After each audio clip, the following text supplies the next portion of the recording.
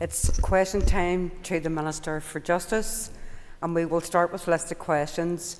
Questions 6 and 12 have been withdrawn, and I call Mike Nesbitt. Principal Deputy Speaker. Question 1. Thank you, Principal Deputy Speaker. The Department is responsible for maintaining the statutory framework for the Police Service of Northern Ireland and Police Service of Northern Ireland Reserve injury benefit regulations for injury on duty and police pension scheme in Northern Ireland in relation to ill health retirements. The Department has no role in the application process for injury on duty and/or ill health retirement. This is an operational matter for the Northern Ireland Policing Board. I am committed to respecting the role and independence of the Board in that regard. My department is responsible for appointing independent medical referees, IMR, to decide appeals against the decision of the selected medical practitioners, SMPs. My department is considering the Northern Ireland Audit Office recommendations contained within its report on injury on duty schemes. However, the application process does not form part of this review. Thank you, Minister. I call Mike Nesbitt for supplementary. I thank the Minister for that answer. At a policy level, would she agree with me that it is counterintuitive for the Policing Board, which after all is a scrutiny body, getting involved in service delivery, as is the case with injury on duty and ill health retirement applications? Well, I wouldn't agree with the member, because this was actually a matter that was transferred from the Policing Authority, as was to the Policing Board at the time of the pattern review. And the reason was that as the employer, they were the people best able to do this function. It is something that the member will be aware there has been some ongoing conversation about, but I wouldn't want to prejudge the outcome of the various elements of that discussion that are ongoing at the moment. Thank you, Minister. I call Jim Allister.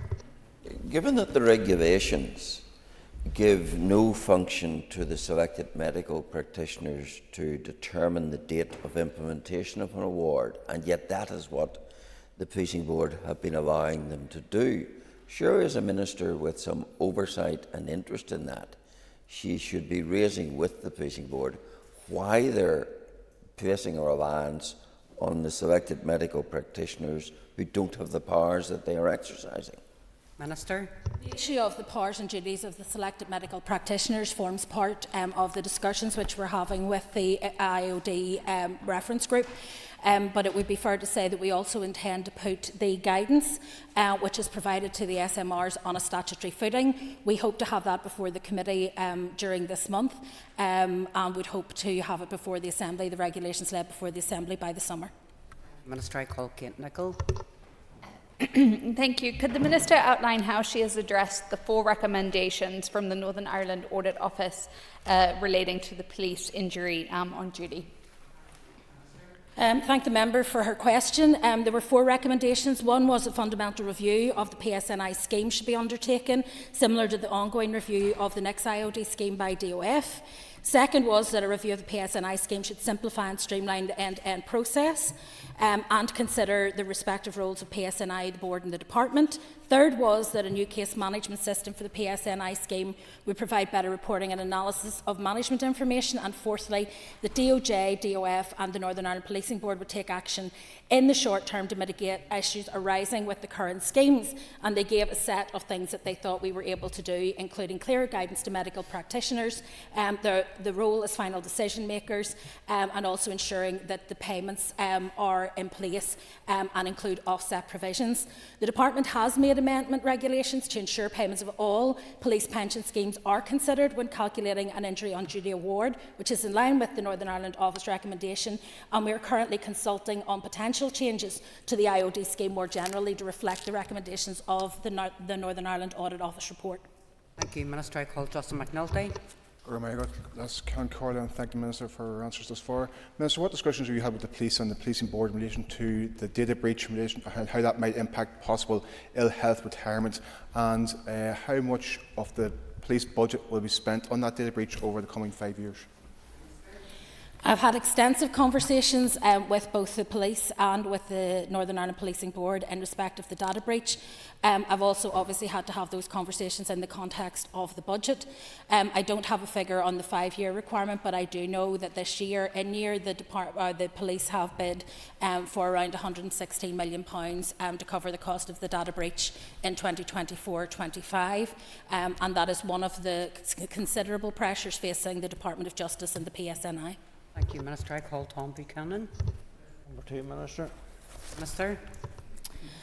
Whilst the Northern Ireland Courts and Tribunal Service has sponsorship responsibility for the Planning Appeals Commission, the Commission is an independent appellant body.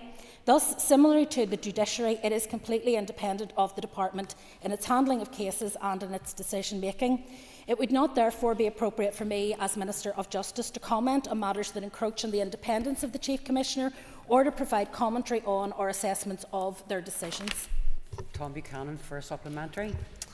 Does the Minister then accept that it was inappropriate for the Planning Appeals Commission to suspend the start of the public inquiry, contrary to the publicly expressed views of the 3 referring authorities, namely DERA, DFI Roads and DFI Planning Authority, who believed the public inquiry should commence in September of this year? As I made clear in my initial answer, I cannot give commentary on the decisions taken by the Chief Commissioner. They're entirely independent operationally of the Department, and it would be inappropriate for me to second-guess their choices. I call Doug Beattie. Question 3, please. It's vital the prison staff are supported to undertake their role of supporting and challenging people in prison to change and to return to society equipped to make a positive contribution to their community. That's one of the reasons why, in June 2020, I commissioned a focused review of measures available to support prison officers.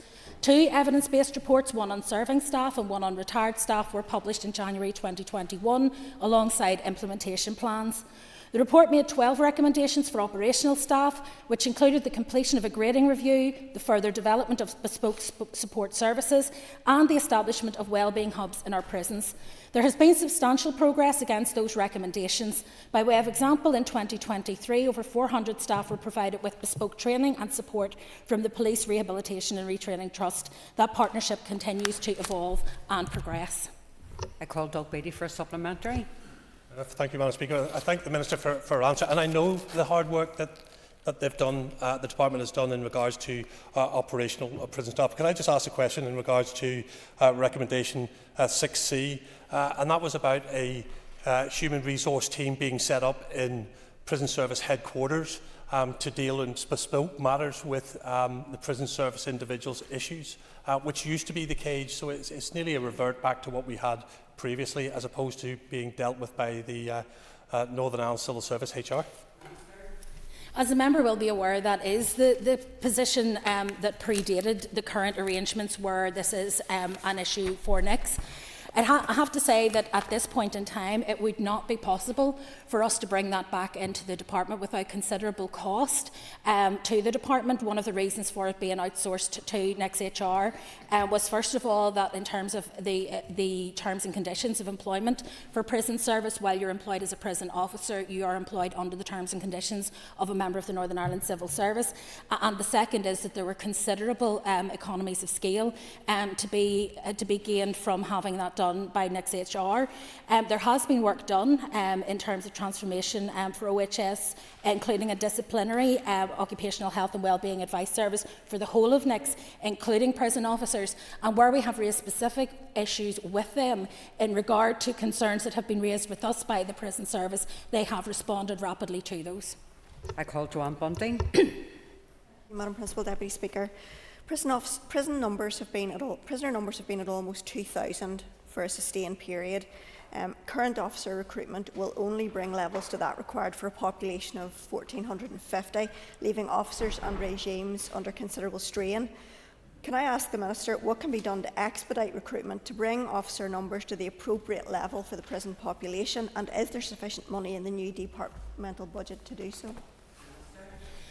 Well, of the many pressures that we face, prisons is one that is considerable. The prison numbers are not quite as the member has suggested, but they are certainly rapidly approaching that 2,000 mark, and they're 37% up on what they would have been, for example, in 2020. So it's a considerable increase.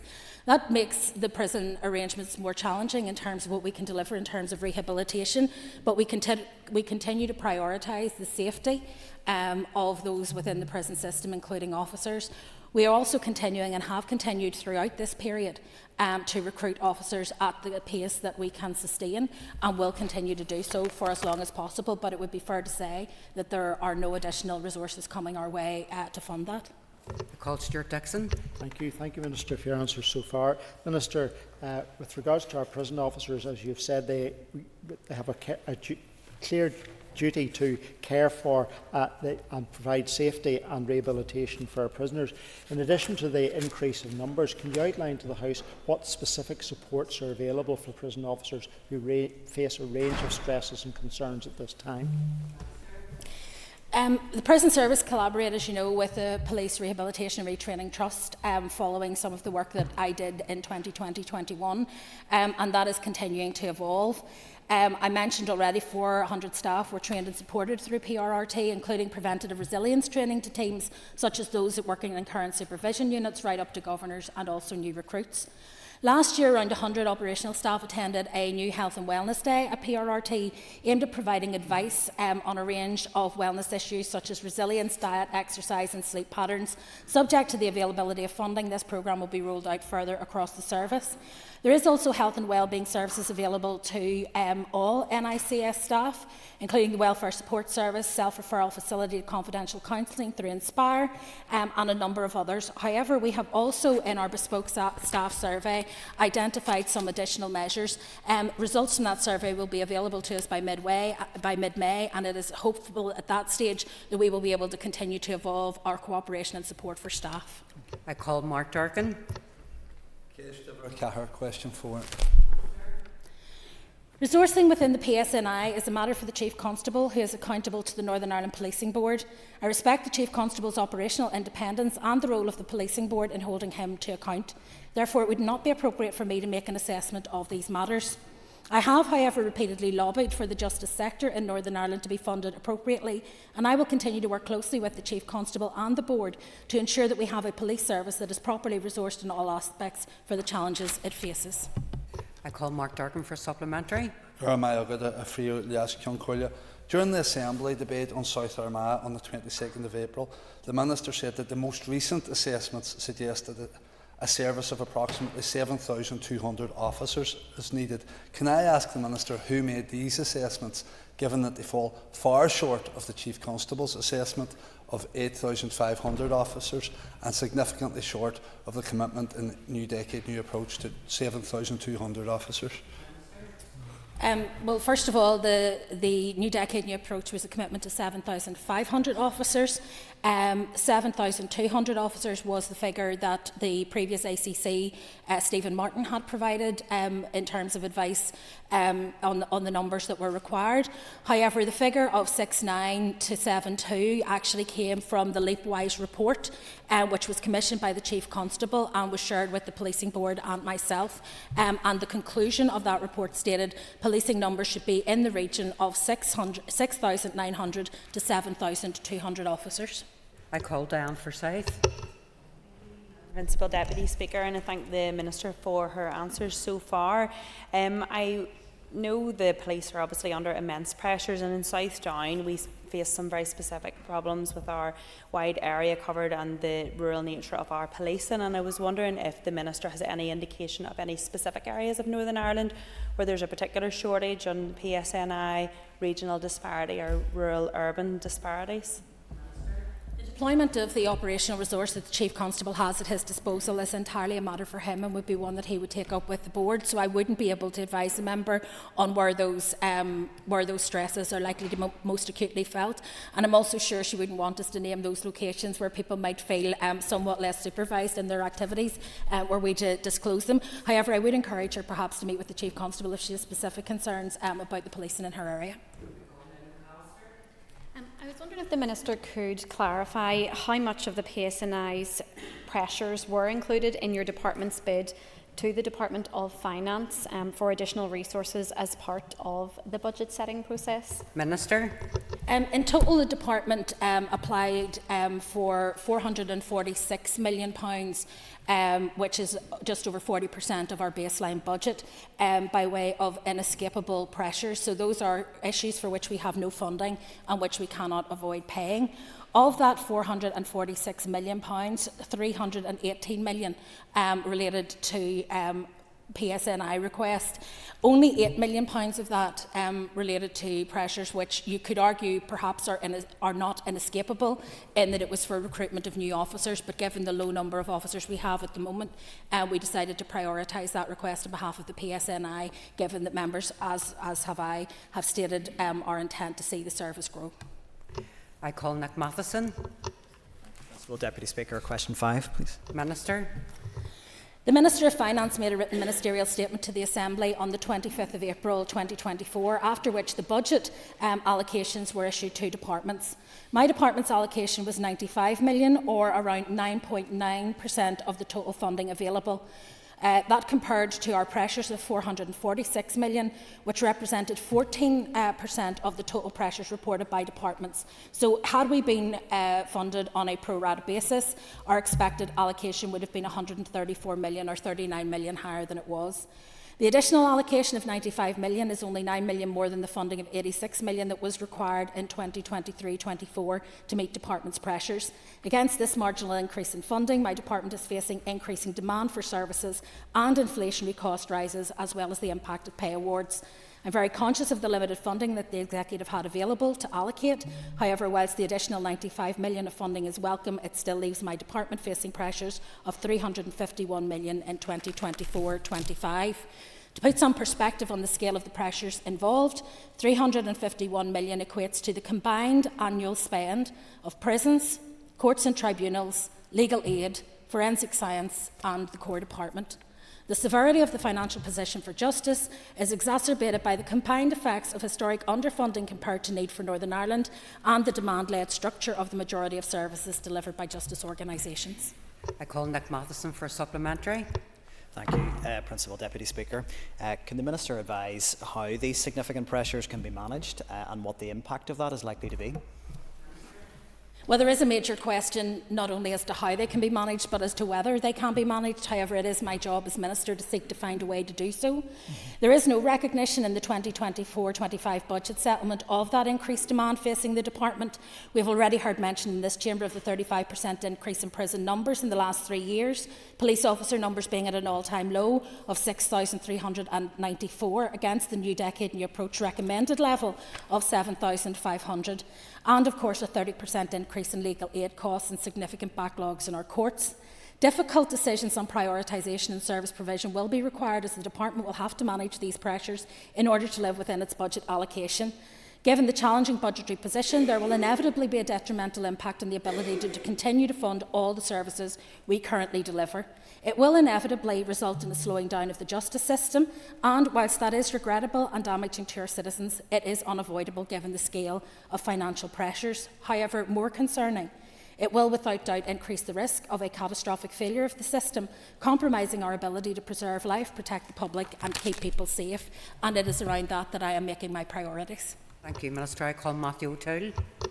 Thank you, Minister. I acknowledge that there is a real constraint on your budget and every other department's budget. That is obvious. It's true to say that in this round your department has done slightly better than some other departments, but it is also worth acknowledging that that comes after years of very constrained budget settlements. You mentioned that would constrain and curtail services. Can you be more specific about which services you are looking at for prioritisation and, by extension, deprioritisation? Minister. I can't be more specific because, first of all, the budget allocations to the various ALBs and partner organisations have not yet been issued. Those will go in the first half of this week. And also because I am currently working my way through a list of areas, operational areas within the gift of the core department that I may wish to scale back or to take forward more quickly in terms of how we try to manage the budget going forward.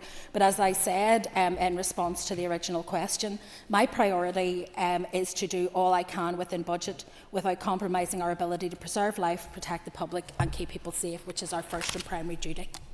I call Doug Beattie for a supplementary. Minister, if there is a major increase in funding through the June monitoring round, do you believe that the budget process that was run at the Executive should be delayed and rerun, taking that into account? Minister. There are two separate issues. The first is that we need to give certainty to those organisations who need a budget in order to be able to spend money this year. We also need to give a definitive answer to my department as to what resource it's going to have. So I think we have to proceed with this year's budget. I think it's essential that we do so. With respect to the June monitoring round coming as hot on the heels as it does of the budget setting process, to be honest, it will be a supplementary process, but it's likely to be done if not alongside, certainly shortly after the main allocations, but I don't see that holding back one to do the other would be helpful. I think it's much better to give people clarity so they have the maximum amount of time to adjust to the new spending environment in which they'll find themselves, and the maximum amount of time to adjust to that.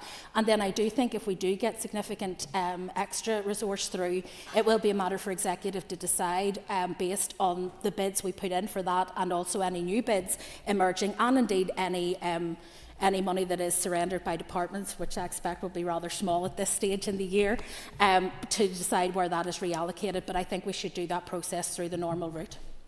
Question 6 has been withdrawn. I call Brian Kingston.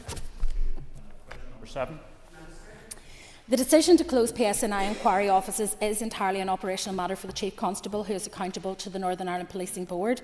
As I am committed to respecting the operational independence of the Chief and the role of the Northern Ireland Policing Board, it would not be appropriate for me to give an assessment of whether Musgrave Police Station will have sufficient capacity to respond to in-person inquiries in a timely manner. However, the member may wish to direct his question directly to the Chief Constable. However, Madam Principal Deputy Speaker, it is important to acknowledge that the resourcing challenges faced in policing are replicated across all parts of the justice system, and that without additional significant resources for my department, the current levels of service across the board will simply not be able to be maintained. Brian Kingston for a supplementary. Yes, Madam Principal Deputy Speaker, I appreciate it is a matter for the Policing Board, but the Minister will be aware that it is a matter of great concern for communities which will lose the front desk of their local police stations, such as at Tennant Street. Indeed, I understand that Musgrave Street will be the only station, not just in Belfast, but many surrounding areas as well, that will have a front desk for people, the public to call in. So I would ask them if the Minister, along with those with direct operational responsibility, can monitor the waiting times at Musgrave Street, and also, if possible, to explore if there could still be some call-in arrangement or call-in function by arrangement for people with things such as handing in 11-1 parade notifications, or those required to sign in accordance with court bail conditions. There's 5 questions there, Minister. Answer which one you feel fit. I'll answer the one that says that obviously this is a matter for the Chief Constable to decide how this will be monitored, but I would also want to say to the member that of all of the decisions that will need to be made, the closure of call-in front offices is probably going to be one of the easier ones. My own constituency has lost that call-in facility, and I know many other members feel the same way. However, they were prioritised for reduction on the basis that many of them are not frequently used and therefore did not represent a good use of limited resources. However, I'm sure the Chief Constable will have heard what you said today and take that into account when he's reviewing it. Call Militia McHugh. Number 8. Question number 8, Minister. While the legislation once enacted will automatically quash the convictions of all those who meet the specified conditions, we will need to identify and notify individuals that their convictions have been quashed and ensure that their records are updated. My department has been working at pace with our operational partners to plan for implementation and identify any cases within the scope of the legislation. That work is ongoing. Although the number of cases that have been identified in Northern Ireland is relatively small, the hurt and distress the Horizon scandal inflicted on the individuals concerned is no less significant. I am therefore keen to ensure that all those who have had convictions overturned or cautions deleted are notified as soon as possible, and that those eligible to receive financial redress should be allowed to access that as swiftly as possible also. I call Militia McHugh for a supplementary. Thank you, Minister, and thank you for your comment. Justice delayed is justice denied, and in many respects we do know just what it is that those postmasters and mistresses have suffered here in the north of Ireland. So that what steps, in fact, can you take to ensure that they are compensated for their loss to date? Minister. The compensation scheme is going to operate on a UK-wide basis, so there will be no role in terms of the Department of Justice in that compensation scheme or making that available to people. However, our role is to ensure that the criminal records are suitably updated, and we have already worked as quickly as possible and at pace with colleagues. So where we know that people have had a conviction that falls within the remit of this legislation, and we're able then to take steps to notify a person or a relative if that person is deceased. As soon as we get royal assent, we will then write to those individuals who fall into that category within the scope of the bill, stating that their convictions have been quashed and their records will be amended accordingly. Some individuals who are in scope are not yet known to us, so we have not been able to identify where they are or how to reach them, but we are working very closely both with the PPS, the courts, and with the National Representative Group for Sub-Postmasters to try to identify those individuals who may be applicable under the terms of this legislation but not known to the Department of Justice. You Minister, I call Connie Egan. Thank you, Madam Principal Deputy Speaker. Minister, thank you for your work in ensuring the Post Office Offences Bill applies in Northern Ireland. The Horizon scandal has been horrendous. So what I would like to know is if you could please tell us how you will make sure that people affected by this in Northern Ireland, how quickly will they find out that their conviction's been quashed? Well, 2 convictions have already been overturned by the appeal court, leaving, we believe, around 26 cases that might be within scope. To date, we have identified also 1 caution along similar grounds. The legislation also allows anyone who thinks they may be within scope to come forward and identify themselves to us, and where they meet the conditions specified, we'll confirm that that is the case. As soon as we reach royal assent, those who are known to us will receive a letter to notify them that their conviction has been quashed, and I would encourage anybody either who believes they're within scope and doesn't receive a letter, or anyone who knows of someone who was affected who may not have been engaged or who may have moved on and be living somewhere else, to ask them to contact the department, as we're very keen to follow up and ensure that everybody who could benefit from this legislation is able to do so. I call Daniel McCrossan. Thank you, Madam Speaker, and thank you, Minister, for those answers. Minister, I'm sure you'll agree that the impact on those affected has been profound. It's affected every aspect of their lives for many years. What would you say to the Post Office in relation to how those people have been badly mistreated by a trusted institution that is used by our people every day? And have you met with those affected in Northern Ireland? Yes, I have met with the representative body for sub-postmasters, and they were very pleased at the progress that had been made by the department in terms of getting the compensation and the convictions dealt with at a UK-wide level, because that is the quickest access to the redress scheme that is possible. From my perspective, I've been very clear, but in terms of the impact that this has had on individuals' lives, and indeed in terms of, in some cases, the fact that the loss of their business and the shame that it brought drove people to suicide. And I think that that is a very serious issue. However, there is an inquiry ongoing, and it would be wrong of me to prejudge the outcome of that inquiry. Thank you, Minister. I call Stuart Dixon. Question number 9. Together with the Minister of Health, I'm finalising a new 7-year domestic and sexual abuse strategy with input from the Departments of Education and for Communities and the Executive Office.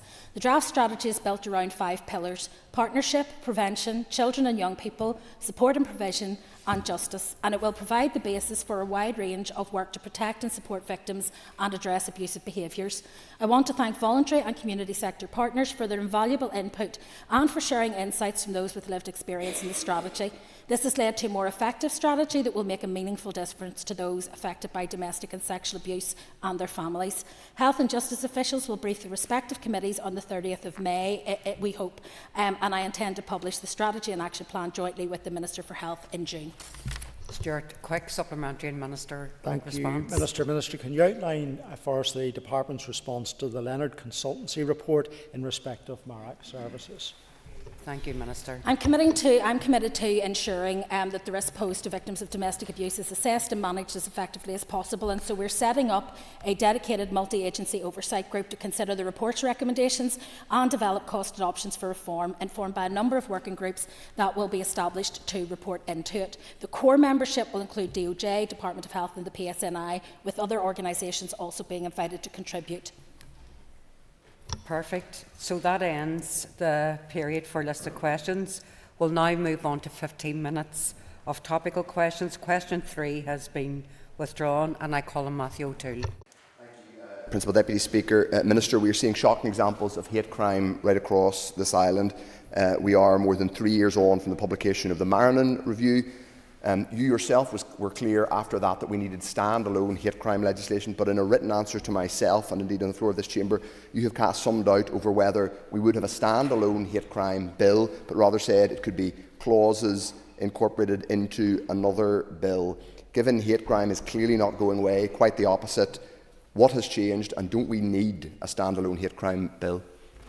Minister. Well, first of all, what has changed is that we have lost 2 years of this mandate because the Assembly was suspended. Secondly, the resources to my department are significantly constrained, and that includes the human resource required to actually develop legislation. The plan had been for 5 bills in a 5-year mandate. That has had to be compressed, and one of the bills that would have been in the latter part of the mandate was the hate crime bill. However, to ensure that we did not fail in tackling the issue of hate crime, we looked at bringing forward a victims and hate crime bill as one of the options that we're dealing with now. We're also looking further at the potential in order to expedite the key recommendation from Judge Marinan, which is that we have an aggravated offence model, of actually bringing that forward as part of the sentencing bill that would ensure that that is in place a year earlier. But we're in discussions both with officials and indeed with members from the sector to ensure that whichever option we choose, we have the foundational hate crime elements that we would have had in primary legislation brought forward in this mandate. I call Matthew O'Toole for a supplementary. Thank you, Minister. Of course, we know that we've lost 2 years, but it's true to say that your department's been working on this since 2020, so it isn't new to them. You were clear some years ago that we needed a standalone hate crime bill. It seems that the victims, it was last week called the Victims in Crime Bill, it's now called the Victims of Hate Crime Bill, so it's taken on a new title, but that's fine. Isn't it the case that since your officials have been working on this for 4 years, and with respect, Minister, you campaigned loudly to get this job, people who need this legislation will be wondering what's taking so long and why we aren't going to get a standalone hate crime bill? Minister. To be clear, I didn't campaign to get this job. I was nominated by a party colleague and I accepted it when the Assembly voted for me, but I didn't actually campaign to be Justice Minister, to be absolutely clear. And the second thing to say is that whether this is a standalone piece of legislation or whether it is legislation developed by another vehicle will not change the import of the legislation nor its implementation in the courts. The bottom line is that in a restricted mandate, I have to look at what resource I have available to me. That's the reality of government. It may not be the reality of opposition, but it is the reality of government. And therefore, I have to find a way to manage the resource I have in a way that is most impactful. The most impactful part of this for victims is to have that aggravated offence in place. And that is the bit that I am absolutely focused on getting through in this mandate. And my position on that and on hate crime in general has not wavered. Thank you, Minister. I call Stephen Dunn. Speaker, Retail NI recently launched an action plan to tackle retail crime, which highlighted alarming statistics, including findings that 67% of retail staff that were surveyed had been victims of violence and threats. Can the Minister advise what steps she has taken to tackle this, please? There are a number of issues. I mean, first of all, I was at the Retail NI launch and the figures, I think, are absolutely disgraceful, and I think all of us in this chamber would agree that it is absolutely abhorrent that anyone who is providing a public service or serving the public should be subjected to any kind of abuse or attack while they're doing so. And so it's important for me that we look at what options, again, we have within this mandate to be able to redress that. One of the areas that we're considering now is I had originally intended to have an aggravator in the sentencing bill for those who are providing public services in the public sector, particularly those who are involved in emergency response. And we're now looking at how we can widen that to encompass a wider group of people, including those who work in retail. The language around that is about providing a public service or a service to the public, and that would give protection not only to retail workers and to first responders, but would also give protection, for example, to those who are providing resources as a result of their charitable work, and would also cover people, for example, who work in transport, who have also come forward with fairly significant challenges. Call Stephen Dunn for supplementary. And thank the Minister for her welcome answer. Does she really recognise the frustration and vulnerability, I think it's true to say, felt particularly by the retail sector with the lack of action to date, and that we are now the only part of the UK without having the assault of shop workers as a specific criminal offence? Well, I understand their frustration, and it's shared by me, because had we had the last 2 years where we were able to actually get on with our jobs, we might have been in a better place. But we are where we are, and my focus now is to make sure that we make as much progress as we can in the 3 years available to us. I call William Irwin. Madam Principal Deputy Speaker, the Minister will be aware of the serious issue of ramming incidents on PSNI vehicles, resulting in some 77 police officers being injured, many in my own constituency. What steps is the Minister taking to increase sentencing for those that are found guilty of this such deliberate, reckless and life-endangering criminality? We had a very useful debate in the Chamber on this matter only a number of weeks ago, and then I set out the particular offences that could be engaged in terms of prosecution for these offences. The issue of these offences being frequent is not one that is unique to Northern Ireland, nor are we at a disadvantage in terms of legislation, in terms of how to actually take forward prosecutions. However, I would point back to what I've said about those who are first responders and those who are providing a service to the public. So if they were to be injured in that context, it would be an aggravating offence if this legislation goes through. Call William Mervyn for supplementary. I thank the Minister for her response. The Minister will accept that the number of police being injured in these circumstances is totally unacceptable, and more needs to be done to deal with it. Well, much of what needs to be done to deal with it, I think, is that the public need to recognise that when the police are doing their jobs, they are there to protect the public, to preserve life and to keep people safe. And I think that the public need to be supportive of the police in that. I think there has to be a culture where we do not tolerate attacks on the police. And I think we can all contribute to that in terms of how we conduct ourselves and discuss these matters. In terms of what more can be done, there will be operational things that will lie with the Chief Constable, and indeed things that will lie with the Policing Board that they may wish to pursue further. But in terms of legislation, as it stands, these are prosecutable offences. And as it will stand, hopefully post the legislation that we bring forward in this mandate, they will also be aggravated offences. I call Robbie Butler. Thank you, Principal Deputy Speaker. I'd like the Minister to turn her gaze now to obstructive pavement parking and maybe update the Chamber in any talk she has had with the Minister for Infrastructure or his department. The matter of parking is decriminalised, and as a result it is for the Department of Infrastructure with local councils to take the lead, so the policy lead would not be mine. The issue of obstructive parking is an offence that I know is particularly difficult to make out. Unless there are markings on the pavement, you require a police officer and the illegally parked vehicle or obstructive vehicle and someone being obstructed to be present before action can be taken on it. But it isn't something that the Department for Infrastructure have brought to the Department's attention by way of wishing either to look at what recommendations we might have in terms of proportionate fines or offences, or whether they wish to restructure the offence in some way, because they would be the policy lead. Robbie Butler for supplementary. Thank you, Principal Deputy Speaker. I think the answer to that question then is that there's been no talks at this point. And in terms of this is a matter, if there has been no markings on the road, that it is for the police then to uphold that, and it is a serious public safety issue. Given the impact on people with prams and perhaps the disabled most, would the Minister then like to maybe give an undertaking then to address this issue with the Minister for Infrastructure? Well, if the Minister for Infrastructure prioritises this as a matter and comes to the Department of Justice to discuss it, I will be more than happy to have that discussion. But as I say, the lead policy when it comes to parking and to other roads issues is the Department for Infrastructure. I'm well aware of the issues. I can't say I've had no contact with the Department on the matter because I've written frequently as an MLA myself. I call Nick Matheson. Thank you, Principal Deputy Speaker. Can the Minister confirm if she has any plans to repeal Northern Ireland's archaic vagrancy laws in this mandate? Work on the review of the Vagrancy Act 1824 and the Vagrancy Ireland Act 1847 is ongoing. My intention would be to repeal the provision in those acts that apply to Northern Ireland in the current mandate. Well, Nick Matheson for supplementary. and I thank the Minister for providing that confirmation. Further to that, does the Minister agree that homelessness is not itself a criminal offence and that what is required to address it are policy interventions rather than criminal sanctions? Minister. Absolutely agree. It had been my intention to do this in the last mandate.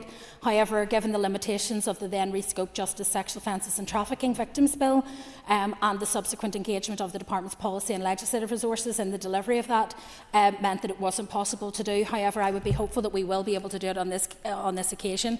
I do not believe that being homeless in and of itself should be punished and should be the police, should be the lead agency in tackling it. There are many people who should be engaging with those who do not have shelter and accommodation before it ever finds its way to the police. I call Andrew McMurray. Thank you, Principal Deputy Speaker, and thank you, Minister. Could the Minister give an assessment of delays in the criminal courts? Tackling delay is probably one of the biggest challenges facing the justice system, and it is a key priority for me and for the department. COVID had a significant impact, so we found backlogs coming through that, which will take time to clear, and we didn't receive the resources that we would have needed to be able to do that. Prior to COVID, however, the department's efforts to tackle delay were starting to have a positive effect, with the overall average time to complete a criminal case falling from 169 days in December 2018 to 149 days in March 2020, when lockdowns were first introduced. Based on internal management information, provisional statistics show that the average time taken for Q4 of 2023-24 was 191 days. That is down from the post-COVID high point of 232 days, which was recorded in Q1 of 2022-23. Call Andrew McMurray for supplementary. Thank you, Minister. And will the budget settlement for 24-25 allow for recovery of the system? Well, as I said earlier, one of the consequences of the limited budget that we have available to us is that everything will be slower. So the opportunity, for example, to open more courts, to recruit more skilled staff, and to be able to enhance the throughput of the court system, including the payment of legal aid for those who are in need of financial support to access justice, will be incredibly challenging for all of us. There is also a corresponding challenge, for example, to the Director of Public Prosecutions in terms of their resources to be able to prosecute cases. We have, however, prioritised a programme of work targeted at reducing avoidable delay within the system, and those key work streams, there are 5 of them in total, we are working through now and will continue to take forward at pace, because ultimately, if we can do more with less in the criminal justice system, we endeavour to do that and to make best use of the resources we have available, but undoubtedly it will be incredibly challenging. I call Jerry Carroll. You're obviously aware of recent revelations about police spying on journalists here, a shocking practice for journalism, democracy and human rights. What's your assessment of these revelations, and what do you think should happen next? Minister. First of all, I very much share the concerns that have been raised more widely about routine surveillance of journalists and lawyers. Journalism is not a crime, and a free press is critical to having a free society. Similarly, when it comes to solicitor and client privilege, that is absolutely essential if we're to have an effective justice system that is trusted by the public. I have spoken to the Chief Constable about this and understand that a further report is due to be presented in June to the Policing Board in conjunction with their Human Rights Advisor. The Chief Constable is taking this incredibly seriously, as rightly he should, and is considering other mechanisms to provide reassurance. As you'll be aware, the PSNI being operationally independent from my department but accountable to the Northern Ireland Policing Board, it is important for me to allow the Policing Board the opportunity to thoroughly explore these issues with the PSNI in the first instance. I'm also aware that some of the allegations in part relate to scrutiny around security matters, which is an accepted matter and as such would fall to the Secretary of State, with whom I also tend to engage on this issue. I call Jerry Carroll for a supplementary. Minister, for your answer. Minister, you may or may not be aware that Amnesty International, CAJ and others are calling for a public inquiry. Do you support this, and do you support the releasing of the names of all all journalists, all campaigners who've been spied on by the police? Well, there are 2 elements to that. The first is about the public inquiry, and as I've said, I believe that in the first instance it is right to allow the Policing Board to review with the Chief Constable what actions may or may not be appropriate from them and indeed from him, and depending on the outcome of that, I will then stand ready to listen to anything that they wish me, or any action they wish me to take, and I don't want to rule anything in or anything out at this early stage. With respect to the second part of the question about releasing people's details, there are significant challenges in doing so. However, I think people should be made aware personally that they have been informed. Whether publication of their details into the public domain would be wise or not is really, I think, mostly a matter for them in terms of GDPR, but also in terms of any risks that they would perceive that to be to their person. Thank you. I call John Stewart. Ask the Minister to assess morale within the prison service at this moment in time. I have been to prisons quite a bit since returning as Justice Minister. I think, like all parts of the public sector, it has been quite challenging in prisons, particularly due to the significant numbers of people there. However, I have seen good morale in many parts of the prison system, and I have to say very creative and very innovative work being undertaken by prison officers.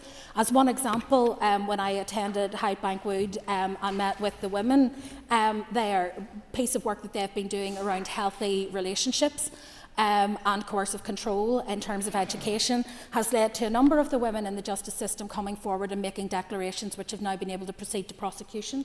So I think that's an example of best practice within the prison service, and I think people are genuinely still very motivated around the work they do, but undoubtedly it's a very challenging time. So that ends, sorry about that, John couldn't get in, but that ends the period for listed questions to the Minister for Justice. We now are moving on to questions for the Minister for Communities, and I call Cara Hunter. Please, Minister. Minister. Principal Deputy Speaker, a ban on so-called conversion therapy will require legislation to be agreed by the Executive and passed by this House